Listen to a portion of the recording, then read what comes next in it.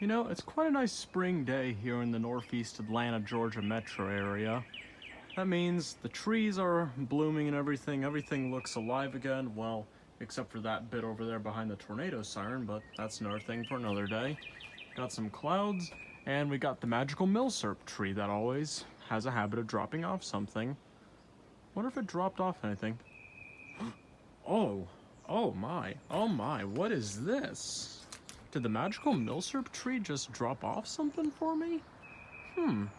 Let's take a look at that. Okay, I'll stop the cheesy acting. Anywho, I wanted to make this video to show you guys this fine piece of equipment right here, which is a Spanish Small 1916 Mauser that surprisingly isn't a JG sales weapon. How I obtained this rifle, which I actually obtained fairly recently, I only picked it up this Monday, is I'm a member of gunboards.com, and I put a want to trade advert out for a Polish P83 pistol that I used to own. I was looking for a Spanish Mauser in the original 7mm Mauser, and a gentleman in Pennsylvania came forward saying he had a Spanish Mauser that he would like to trade me for the P83, so we struck a deal. And the thing came in on Monday, and I picked it up, and the gentleman has his P83, and he's happy. Anyways, let's have a little bit of a closer look, shall we? This rifle is chambered in the original 7mm Mauser cartridge, as you can see here. I opted to get a 7mm one over like a 7.62 NATO or anything, because that's what a 7mm round looks like, by the way.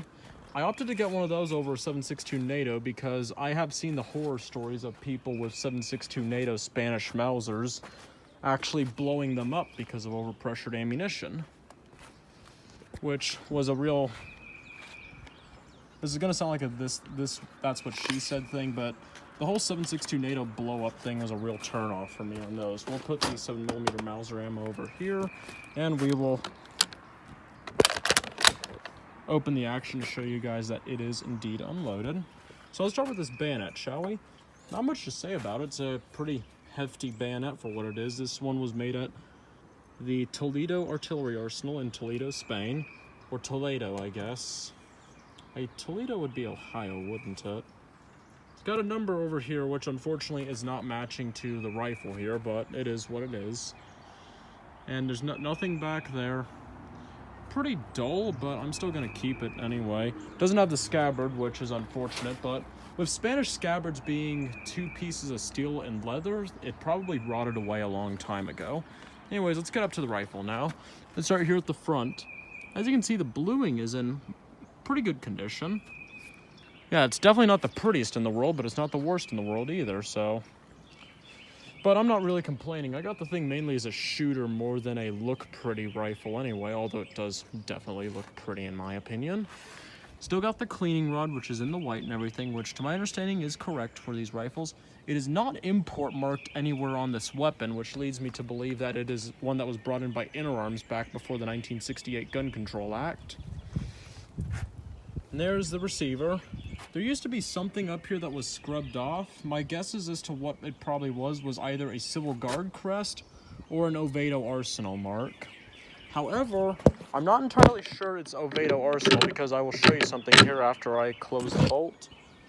Because on the stock, yes, there is a crack here, but I did stabilize it so it can't get worse. There is LC, which I believe to be La Corona Arsenal in Spain, which is probably where this rifle might have been like re-arsenaled or stored for a while.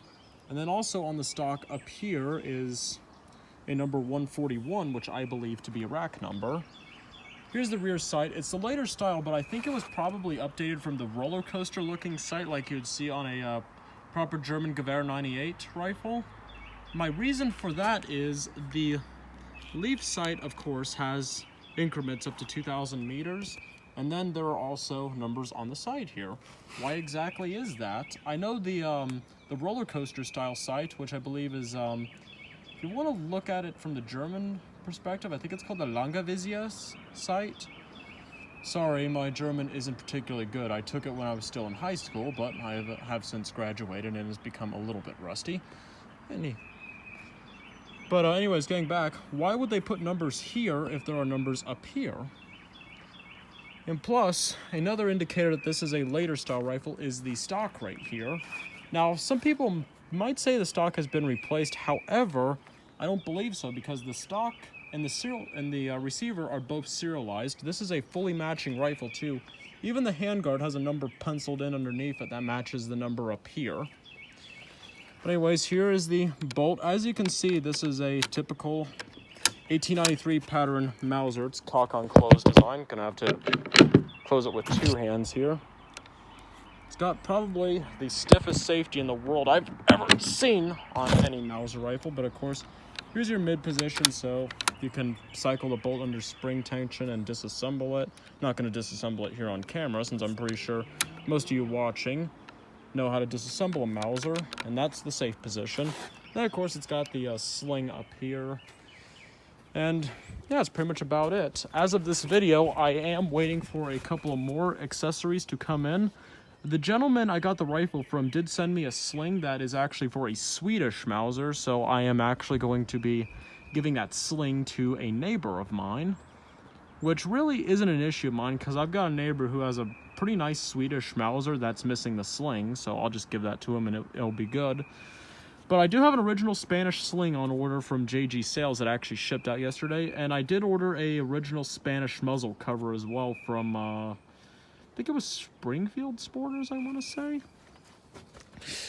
And I don't know if you can see all that well, but the rifle actually has a really gorgeous tiger stripe stock on it. Now, let's go ahead and put the bayonet on for you so you can see what that looks like. That's what it looks like with the bayonet attached. Some people might say this is not particularly correct for a model 1916 carbine.